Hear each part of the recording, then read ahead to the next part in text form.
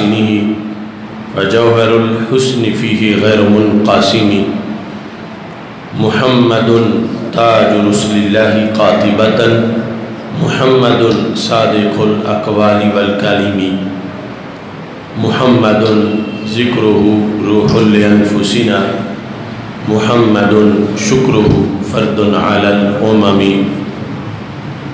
رب صل وسلم دائما أبدا على حبيبك خير الخلق كلهم۔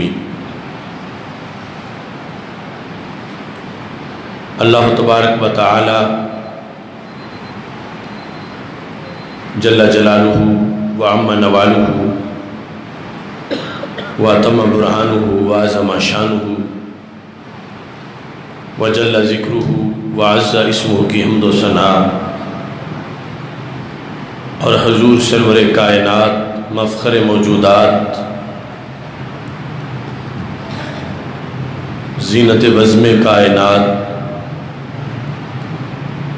دستگیر جہاں غم گسار زمان سید سروران حامی بے قسم قائد المرسلین خاتم النبیین احمد مجتبی جناب محمد مصطفیٰ صلی اللہ علیہ وآلہ وصحابہ وبارک وسلم کے دربار گہربار میں ہدیہ درود و سلام عرض کرنے کے بعد السلام علیکم ورحمۃ اللہ وبرکاتہ۔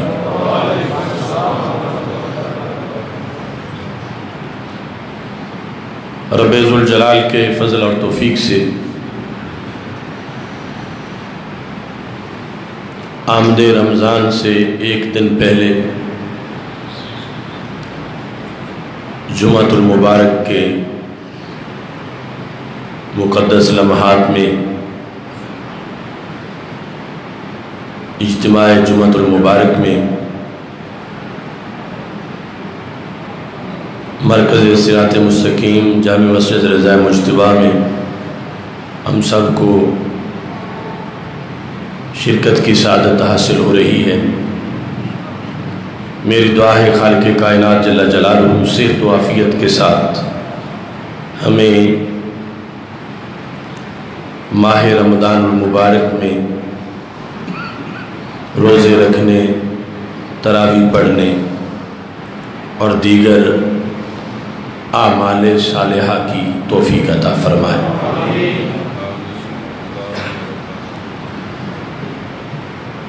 رمضان المبارک کی آمد امت مسلمہ کے لیے ٹھنڈی ہوا کا جھونکا ہی نہیں بلکہ اس سے کہیں زیادہ رحمت اور ابر کرم ہے۔ رسول پاک صلی اللہ علیہ وسلم نے رمضان سے ایک دن پہلے صحابہ کرام رضی اللہ تعالی عنہم کو فرمایا قد اظلکم شہر عظیم شہر مبارک، کہ تم پہ سایہ فگن ہے وہ مہینہ جو کہ عظمت والا مہینہ ہے اور برکت والا مہینہ ہے۔ اس بنیاد پر امت مسلمہ کے لیے یہ خوشخبری ہے، وباؤں بلاؤں سے نجات کے لیے، برکات رحمتوں کے ہمراہ، سعادتوں بخشش و مغفرت کے ہمراہ امت مسلمہ کو نوازنے کے لیے اللہ کی طرف سے رمضان کا مہینہ بالکل قریب آ گیا ہے۔ انشاءاللہ اس کی برکت سے امت مسلمہ کو مایوسیوں سے نجات ملے گی، گناہوں کے بوجھ سے نجات ملے گی،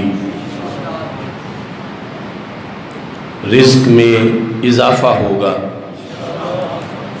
کیونکہ رسول اکرم صلی اللہ علیہ وسلم نے واضح لفظوں میں فرمایا شہر یزاد فیہ رزق المومن، کہ ایسا مہینہ آ گیا ہے کہ جس میں مومن کے رزق کو بڑھا دیا جاتا ہے۔ رزق کے یہاں محدثین نے دو معنی بیان کیے کہ اعمال صالحہ کو بھی رزق کہا جاتا ہے،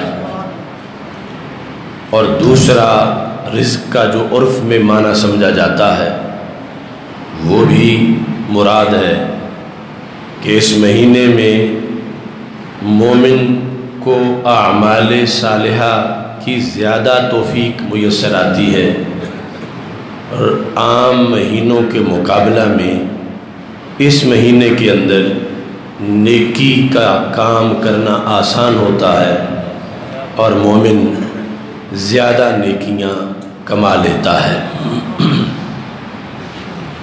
اور دوسرا یہ ہے کہ رزق میں بھی حصی طور پر بھی اضافہ ہوتا ہے۔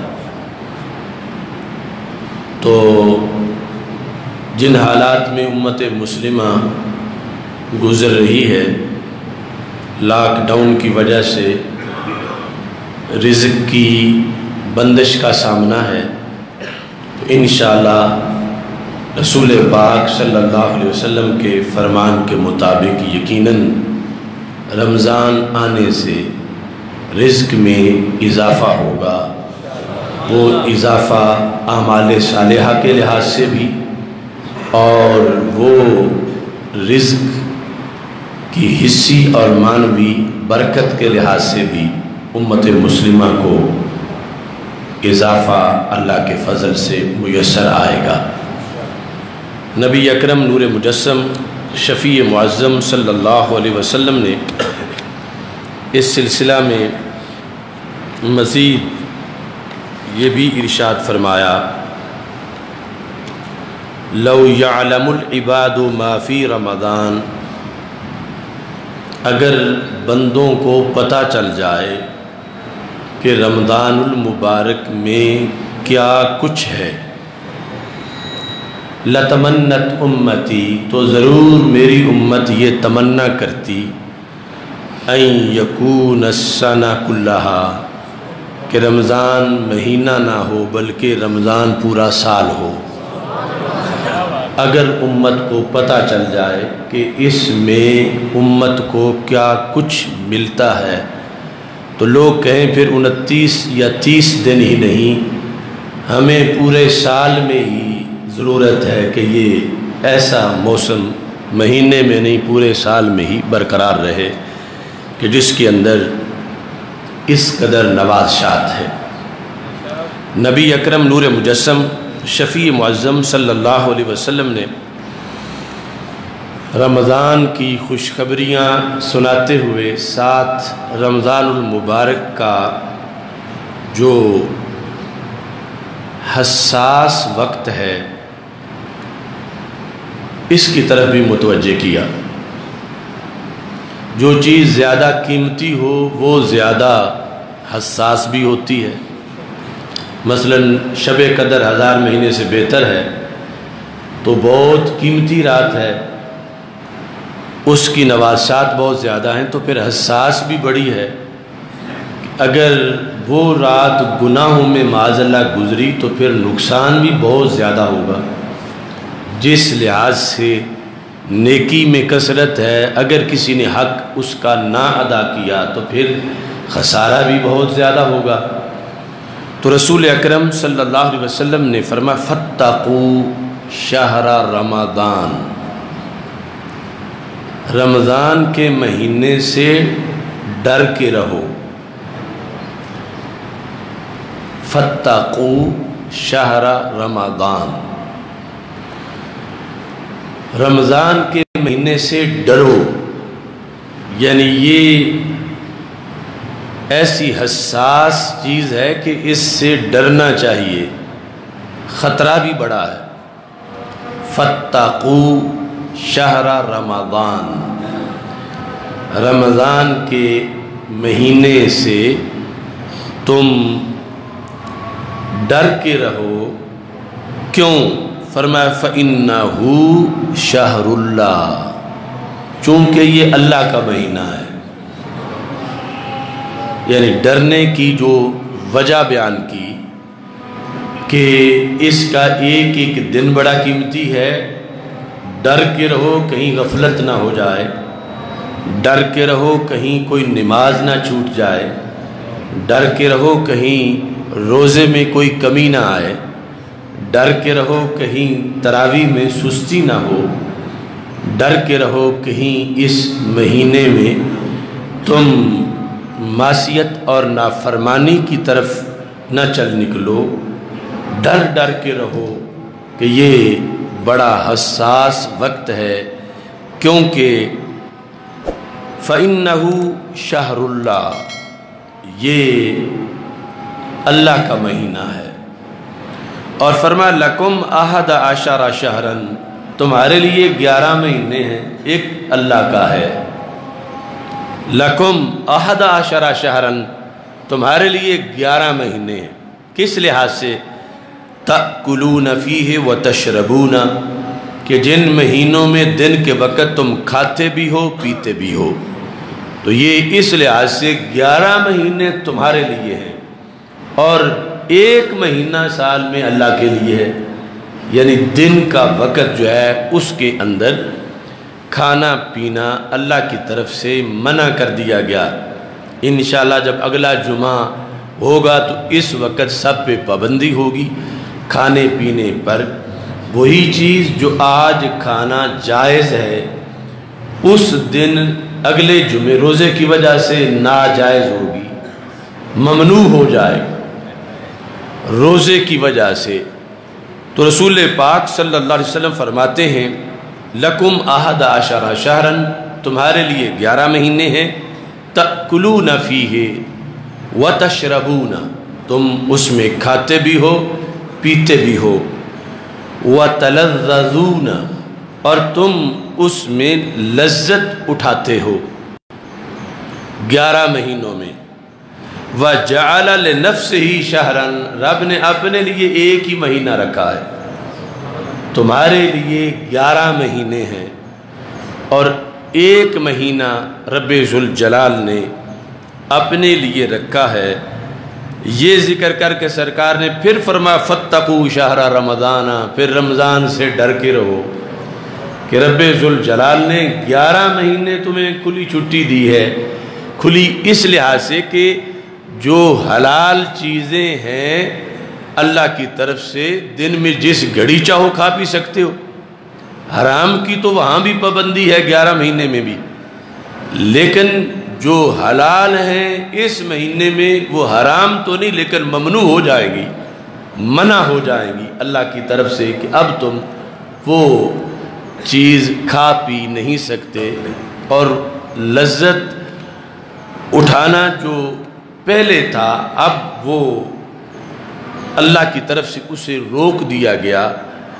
بالخصوص یعنی جو روزے کی تعریف میں ہے وَالْإِمْسَاكُ عَنِ الْأَكْلِ وَالشُّرْبِ وَالْجِمَاعِ مِنْ طُلُوعِ الْفَجْرِ إِلَى غُرُوبِ الشَّمْسِ، کہ روزہ یہ ہے کہ رک کے رہنا کھانے سے پینے سے اور جماع سے طلوع صبح صادق سے لے کر غروب آفتاب تک۔ تو یہ رب ذوالجلال نے ایک مہینہ اپنے لیے قرار دیا، اور اسی مناسبت سے وہ حدیث بھی ارشاد فرما دی جو آدھی حدیث نبوی ہے اور آدھی حدیث قدسی ہے، کہ جس میں نبی اکرم صلی اللہ علیہ وسلم نے فرمایا کہ اللہ تعالیٰ کل عمل ابن آدم یضاعف، ابن آدم کا ہر نیک کام جو ہے اس کو بڑھایا جاتا ہے اللہ کی طرف سے، اس کے اندر افزائش آتی ہے۔ الحسنہ تو ایک نیکی کے ساتھ رب 10 اور ملا دیتا ہے، الی 700 ضعف، 700 تک، الا الصوم، سوائے روزے کے، آگے حدیث قدسی ہے کہ اللہ فرماتا ہے انہ لی وانا اجزی بھی، کہ روزہ میرے لیے اور اس کی جزا میں ہی دیتا ہوں. یعنی یہاں 700 تک نہیں بلکہ اس کی اتنی جزا ہے کہ فرشتوں کو بھی عدد معلوم نہیں کہ رب کہے کہ فرشتوں فلاں کو اتنا ثواب دے دو، کیونکہ ان کے علم میں ہی نہیں کہ وہ عدد جو روزے کے ثواب کے لیے استعمال ہو سکے. تو اللہ تعالیٰ فرماتا ہے یہ میں ہی جانتا ہوں کہ میں نے کتنا ثواب دینا ہے. تو یہ مناسبت ہے آگے کہ 11 مہینے تمہارے ہیں، 1 مہینہ میرا ہے. اور اگرچہ نماز بھی اللہ کے لیے ہے، حج بھی اللہ کے لیے ہے، زکوٰۃ بھی اسی کی رضا کے لیے ہے، جہاد بھی اسی کی رضا کے لیے ہے، لیکن سب سے جدا کر کے وہ کہتا ہے روزہ میرے لیے ہے. تو یہ اس خاص نسبت کی بنیاد پر رب ذوالجلال نے اسے عظمت دی. تو سرکار فرماتے ہیں فاتقوا شہر رمضان فإنہ شہر اللہ. رمضان کے مہینے کے تقدس کا بڑا ہی خیال رکھو چونکہ یہ اللہ کا مہینہ ہے. نبی اکرم نور مجسم شفیع معظم صلی اللہ علیہ وسلم نے دوسرے مقام پر رمضان المبارک کی عظمت کے لحاظ سے یہ ارشاد فرمایا. عائشہ صدیقہ رضی اللہ تعالی عنہا کہتی ہیں کان رسول اللہ صلی اللہ علیہ وسلم اذا دخل شہر رمضان شد مئزرہ، کہ نبی اکرم صلی اللہ علیہ وسلم جب رمضان کا مہینہ داخل ہوتا تھا تو کمر ہمت باندھ لیتے تھے. شد مئزرہ، ازار کہتے ہیں تہ بند کو. تو مشقت والا سخت کام کرنے کے لیے تہ بند کو اچھی طرح مضبوطی سے باندھا جاتا ہے. تو مراد اس سے ہے بہت زیادہ اہتمام کرنا. تو رسول اکرم صلی اللہ علیہ وسلم تو رمضان المبارک کے علاوہ بھی یعنی اتنی کثرت سے عبادت کرتے تھے کہ پاؤں میں ورم آ جاتا تھا، اور ورم ہی نہیں بلکہ پھٹن تک کے الفاظ موجود ہیں. لیکن یعنی پھٹن قیام کی وجہ سے کہ سوجے اور سوجنے کے بعد پھر بھی جب مزید قیام کیا گیا تو وہ پھٹنے تک پہنچ گئے. لیکن رمضان المبارک میں اس سے بھی زیادہ نبی اکرم صلی اللہ علیہ وسلم اہتمام کرتے تھے کہ میری امت اہتمام کرے کہ میری ہر گھڑی جو قرب خدا میں گزرتی ہے اور میرے نامہ اعمال میں گناہ نام کی کوئی چیز نہیں، دور دور تک کوئی دھبا نہیں معصیت کا، اور اس کے باوجود میں رمضان میں اس قدر بندگی کرتا ہوں. تو میری امت تک جب یہ بات پہنچے تو انہیں شوق پیدا ہو کہ وہ مہینہ آیا ہے کہ جس مہینے میں نبی اکرم نور مجسم شفیع معظم صلی اللہ علیہ وسلم عام مہینوں کے مقابلے میں مزید زیادہ بندگی کا اہتمام فرماتے تھے. ثم لم یأت فراشہ حتی ینسلخ. عائشہ صدیقہ رضی اللہ تعالی عنہا فرماتی ہیں کہ اس قدر کمر ہمت باندھتے تھے کہ رمضان کا جب چاند طلوع ہوتا تھا تو اس کے بعد رمضان گزرنے تک بستر پر آپ کا پہلو لگتا ہی نہیں تھا. لم یأت فراشہ، اپنے بستر کے پاس نہیں آتے تھے، حتی ینسلخ، یہاں تک کہ پورا مہینہ گزر جائے. اور اس میں پھر مزید جو ہے وہ یہ ہے کہ پہلے عشرے سے پھر دوسرے عشرے میں مزید کثرت، اور دوسرے سے پھر تیسرے عشرے میں مزید کثرت. وَأَيْقَظَ أَهْلَهُ، کہ رسول اکرم صلی اللہ علیہ وسلم پھر اپنے اہل کو بھی اس میں بیدار رکھتے عبادت کے لیے، تو یہ اس مہینے کی آمد سے پہلے ہمیں اس کی ایک ایک گھڑی کی قدر و قیمت جاننی چاہیے، تاکہ کوئی ایک گھڑی بھی ضائع نہ ہو۔ چونکہ موسم بہار اگر گزر جائے، حالانکہ بندے کے پاس زمین بھی تھی، بیج بھی تھا، اور بیج کاشت کرنے کے وسائل بھی تھے، مگر اس کے باوجود اگر خدا نخواستہ وہ بیج کو کاشت نہ کر سکا تو بہار کا اسے فائدہ کیا ہوگا، زمین کا اسے فائدہ کیا ہوگا، بیج کا اسے فائدہ کیا ہوگا؟ یعنی جب اس نے کاشت ہی نہیں کیا تو کل جب لوگ کٹائی کریں گے تو یہ کس چیز کی کٹائی کرے گا؟ جب لوگ اپنا خرمن تولیں گے، بوریاں بھریں گے اناج کی، تو یہ کس چیز کی بھرے گا؟ اس نے تو کاشت ہی کچھ نہیں کیا، کاشت کرتا تو پھر پیداوار اس کو ملتی۔ تو اب وہ موسم شروع ہونے والا ہے بیج بونے کا، کہ جس کی پیداوار عید کے دن نظر آئے گی، اور اگر بیج بونے کے دن معاذ اللہ کسی نے سو کے گزار دیے تو پھر کٹائی کس چیز کی وہ چاہتا ہے، پھر بوریاں کس چیز سے بھرنا چاہتا ہے؟ یعنی دوسرے لفظوں میں پھر عید کے دن وہ رزلٹ کس امتحان کا سننے آیا؟ جب اس نے پیپر ہی نہیں دیے تو پھر وہ کیا امید رکھتا ہے کہ عید کے دن اسے دوسروں کی طرح انعامات ملیں، جنہوں نے دن رات اعمال صالحہ کی فصل اگائی تھی اور دن رات پانی دیا تھا نیکی کے باغ کو، اور فصل ہری بھری ہوئی تھی تقوی و پرہیزگاری کی۔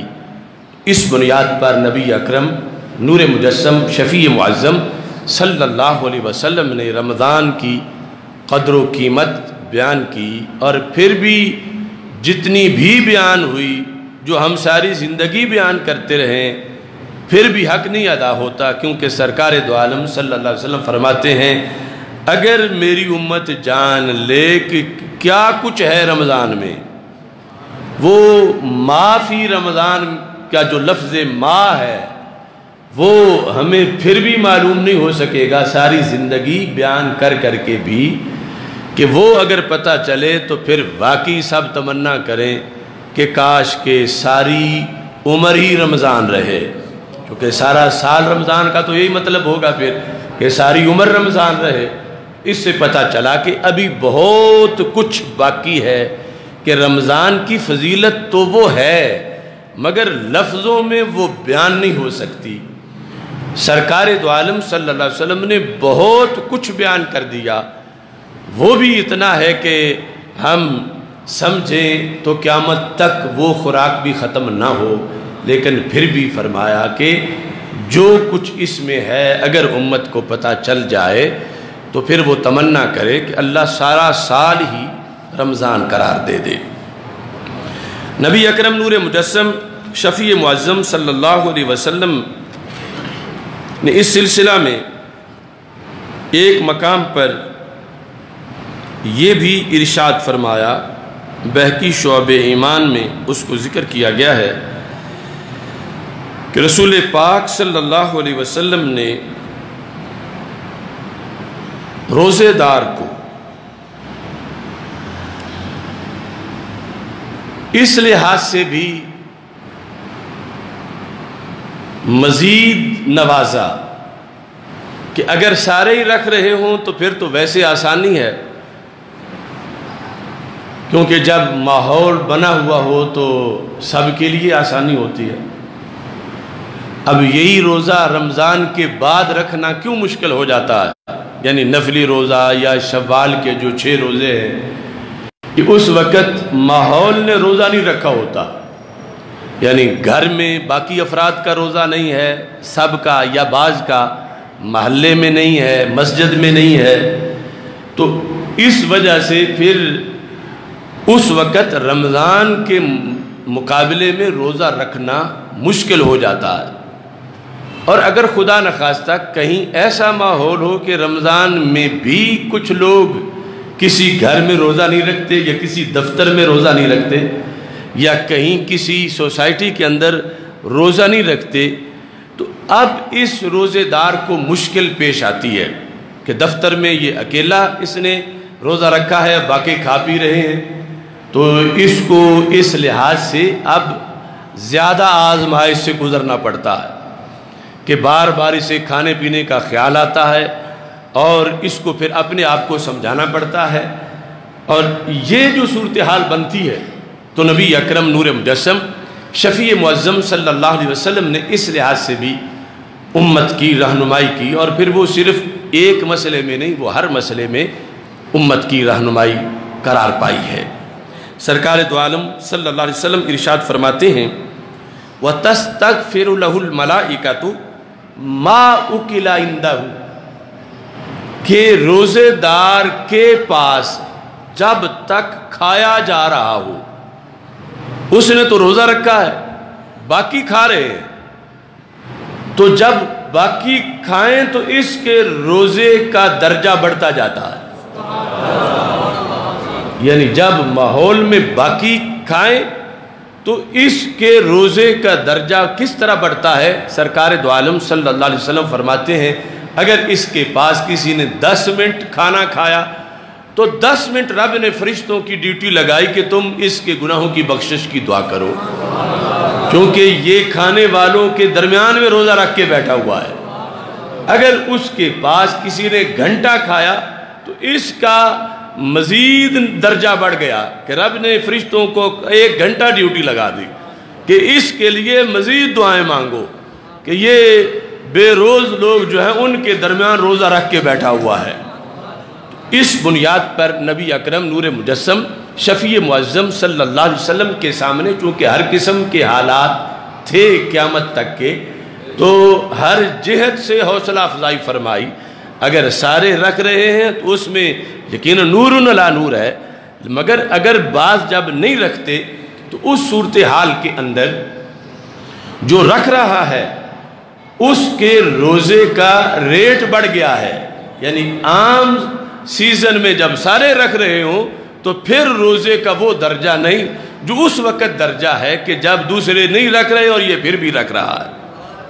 اور اس پر پھر رسول پاک صلی اللہ علیہ وسلم نے دیگر عبادات کے لحاظ سے بھی کئی وجوہ کو بیان کیا، مثلا فرمایا کہ سوئے ہوئے لوگوں کے بیچ سے اٹھ کے جو تہجد پڑھنا شروع کر دے، کہ باقی سارے سوئے ہوئے ہیں اور اس نے جاگ کے تہجد کی نماز وضو کر کے نفل شروع کر دیے ہیں، تو اب اس کی تہجد کا ثواب اس شخص کی تہجد سے زیادہ ہے جہاں سارے ہی تہجد پڑھ رہے ہیں۔ اور فرمایا ایسے ہی لوگ غافل بیٹھے ہوں اور ایک ان میں سے اللہ کا ذکر شروع کر دے، تو اب ان غافلین میں جو ذکر کرنے والا ہے، یہ ذاکرین کے اندر جو ذکر کرنے والا ہے اس سے یہ بڑا درجہ رکھتا ہے، یعنی ہر نیکی جو ہے وہ اس وقت اس کا ریٹ بڑھ جاتا ہے جب اس کی اپوزیشن مضبوط ہو جائے، یعنی اس نیکی سے جو رکاوٹیں بڑھتی ہیں، نیکی کرنے پر رکاوٹیں آتی ہیں اور بندہ پھر بھی کرتا ہے تو رب اس پر زیادہ ثواب دیتا ہے، یعنی اپوزیشن اگر نہ ہو تو پھر بھی نیکی تو نیکی ہے، لیکن اپوزیشن ہو تو پھر بھی نیکی ہو تو اس کو اللہ بہت زیادہ پسند کرتا ہے۔ اللہ کسی کو آزمائش میں نہ ڈالے، لیکن ایک یہ ہے کہ آپ بدی سے محفوظ ہیں کہ بدی کا موقع نہیں ہے، اور دوسرا یہ ہے کہ بدی سے کوئی رکاوٹ نہیں رہی، اس قدر بدی کرنا آسان ہو گیا اور پھر بھی بدی نہ کی تو اب اس تقوی کا ریٹ اللہ کے دربار میں زیادہ ہو جائے گا۔ یہی وجہ ہے کہ در جوانی توبہ کردن شیوائے پیغمبری وقت پیری گرگے ظالم میشود پرہیزگار، کہ جوانی میں توبہ کرنا یہ شیوائے پیغمبری ہے، جوانی میں توبہ کرنا، اور جب پیری یعنی بزرگی آ جاتی ہے بمعنی بڑھاپا، تو وقت پیری گرگے ظالم میشود پرہیزگار، وہ بھیڑیا جو روزانہ چیر پھاڑ کرتا تھا، جب وہ لاغر ہو گیا، اٹھ ہی نہیں سکتا، اب چھلانگ ہی نہیں مار سکتا، دوڑ ہی نہیں سکتا، تو اب وہ کیا بھیڑیں اٹھا کے بھاگے گا، اب اس کا چلنا ہی مشکل ہے۔ تو وقت پیری گرگے ظالم بڑھاپے میں تو پرہیزگار بن جاتا ہے، لیکن اصل تو یہ ہے کہ جب بدی کر سکتا ہو اور پھر بھی نہ کرے تو اس پر زیادہ درجہ ملتا ہے۔ اب روزہ جس وقت جیسے دوسرے توڑ کے پھر رہے ہیں، یہ بھی توڑ سکتا تھا یا نہ رکھتا، لیکن اس نے پھر بھی رکھا ہے۔ دوسرے اپنی آنکھوں کو بدکاری کرا رہے ہیں، گندی فلمیں دیکھ کر یا غیر محرم کی طرف نگاہ اٹھا کر، اور اس کے سامنے بھی بھرا بازار ہے، مگر اس نے اپنی نگاہوں کو جھکا لیا ہے۔ تو ایک وہ شخص ہے کہ جس کی آنکھ پاک رہی گھر بیٹھے، دوسرا وہ کہ جس کو مجبوراً بازار جانا پڑا مگر آنکھ پھر بھی پاک رہی۔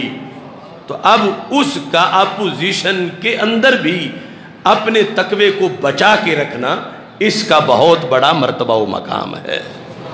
اس بنیاد پر نبی اکرم نور مجسم شفیع معظم صلی اللہ علیہ وسلم نے امت کو حوصلہ دیا کہ اول تو یہ ہے کہ اپوزیشن نہ ہو، رکاوٹ نہ ہو، لیکن رکاوٹ اگر ہو تو پھر بھی تمہارا تو اس میں بھی بھلا ہے، یعنی جب جمعہ پڑھنے کی کوئی پابندی نہ ہو، کوئی رکاوٹ نہ ہو کسی لحاظ سے بھی، جمعہ تو پھر بھی جمعہ ہے، اور اللہ کرے ایسے ہی ہو کہ کوئی بھی رکاوٹ نہ ہو، لیکن جب رکاوٹ کے باوجود بھی پڑھو تو پھر اس جمعے کا وہ مقام ہے جو عام جمعے کا مقام نہیں ہوتا۔ یعنی یہ ہے یوں جیسے غافلین میں ذاکر بیٹھا ہے ذکر کرنے والا، یہ یوں ہے جیسے سوئے ہوئوں کے بیچ میں تہجد گزار بیٹھا ہے، یہ یوں ہے کہ جیسے روزہ نہ رکھنے والوں کے درمیان میں روزے دار بیٹھا ہے۔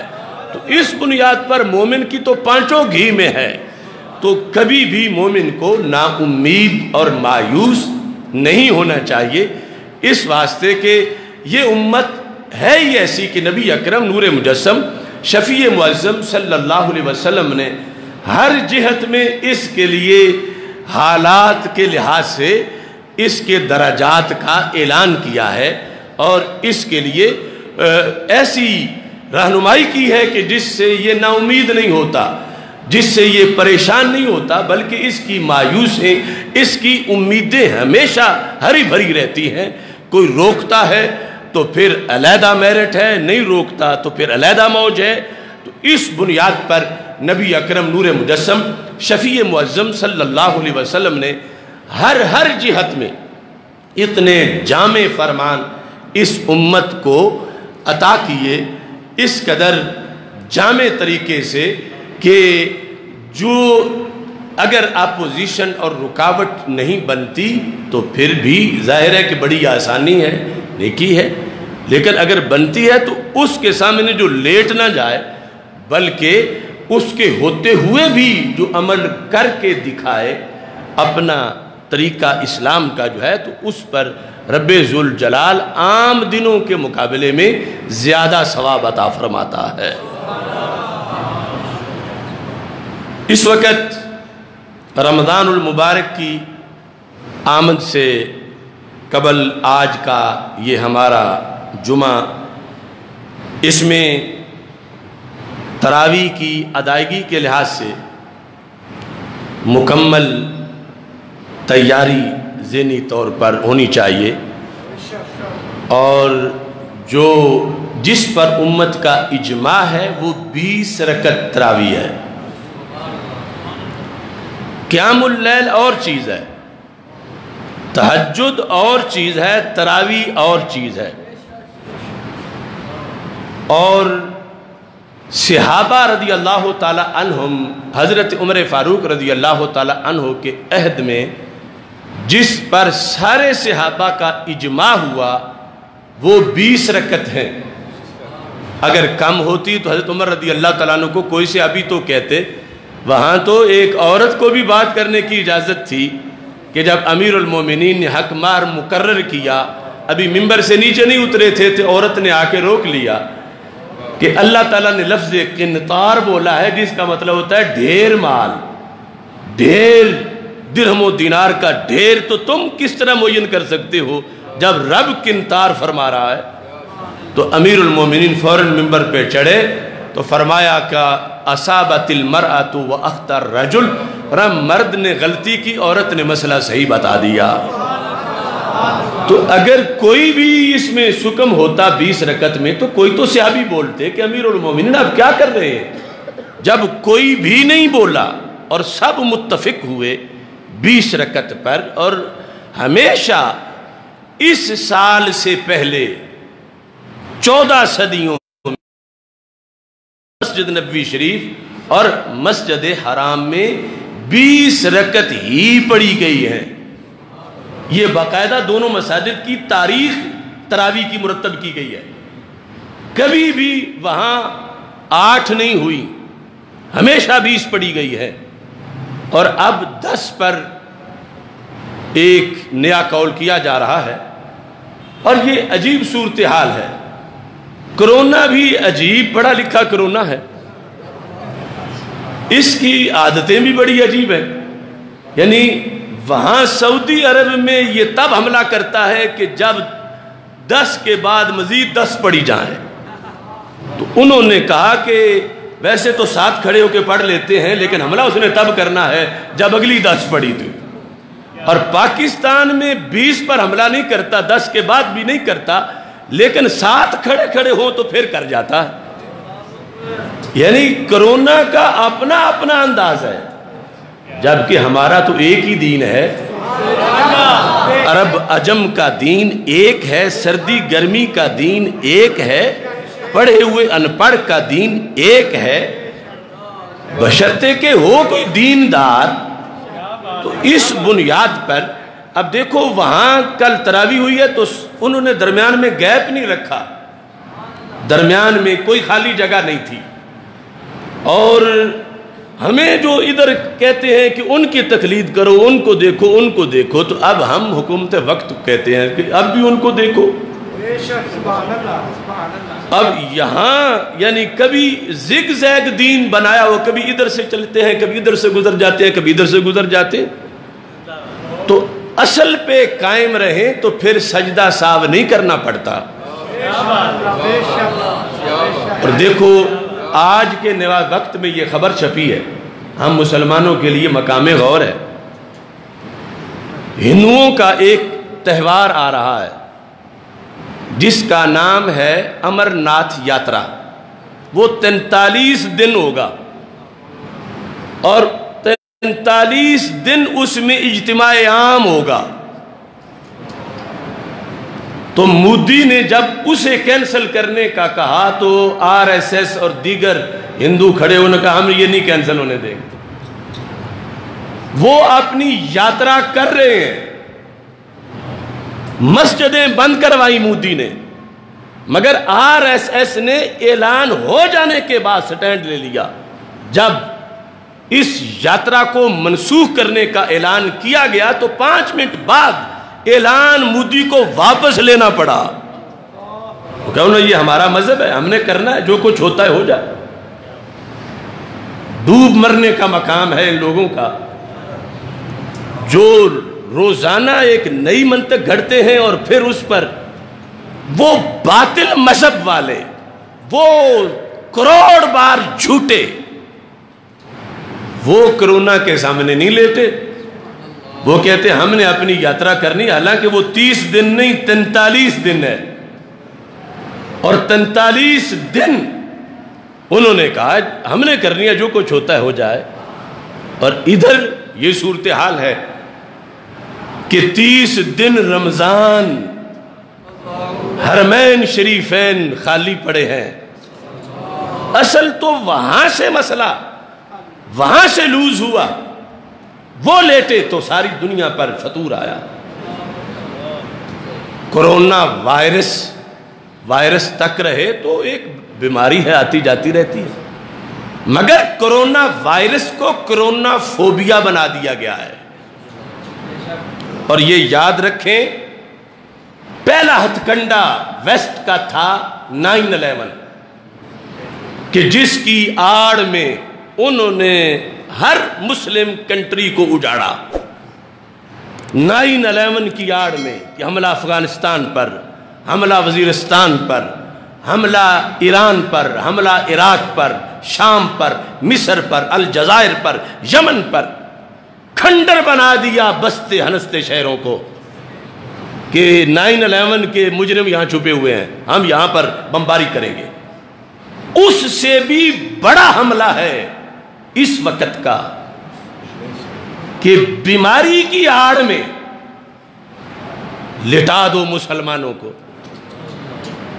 بیماری کی آڑ میں روئے زمین پر ایک ہی چیز رہ گئی تھی مسلمانوں کی نشانی، مساجد۔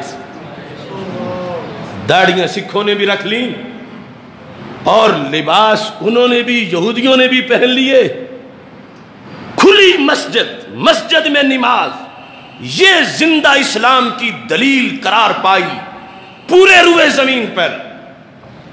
تو باطل نے بیماری کے آڑ میں مسجدوں کو بند کرانے کا تجربہ کیا، اور پھر اگر بند نہیں ہوتی تو یوں کھڑا کرو کہ ثابت ہو، امریکہ کہے کہ میں تو تمہاری مسجدوں کے اندر تمہاری نمازوں تک پہنچ چکا ہوں بدلوانے میں، تم کیسے اکڑتے ہو میرے ساتھ؟ اگر کسی کو نہیں تو یہ جو ٹرمپ کا انگلش میں انٹرویو اگلے دن آیا ہے وہ سن لو، وہ کیا کہہ رہا ہے۔ نمازیوں کے بیچ میں فاصلہ ٹرمپ اپنی تجویز دے رہا ہے۔ وہ گدھا کون ہوتا ہے ہمارے رسول علیہ السلام کے حکم کے سامنے؟ اور پھر جو ادھر سے آتی اس کے لیے آگے ہائر کر لیے جاتے ہیں، کوئی اصحاب فتویٰ، کوئی اصحاب تقویٰ، کوئی یہ کوئی وہ۔ ارے بیماری ہے، مگر بیماری کی آڑ میں دین کو تو صفایا نہ کرو۔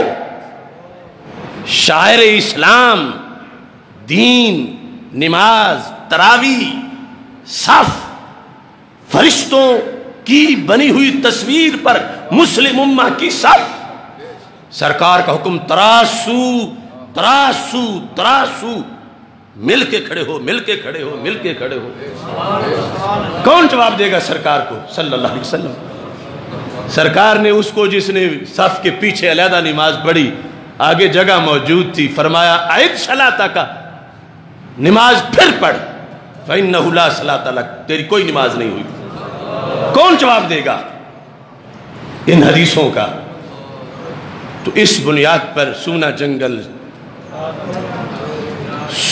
جنگل رات اندھیری چھائی بدلی کالی ہے، سونے والو جاگتے رہنا چوروں کی رکھوالی ہے، آنکھ سے کاجل صاف چرا لیں یا وہ چور بلا کے ہیں، تیری گٹھڑی تاکی ہے اور تو نے نیند نکالی ہے۔ آج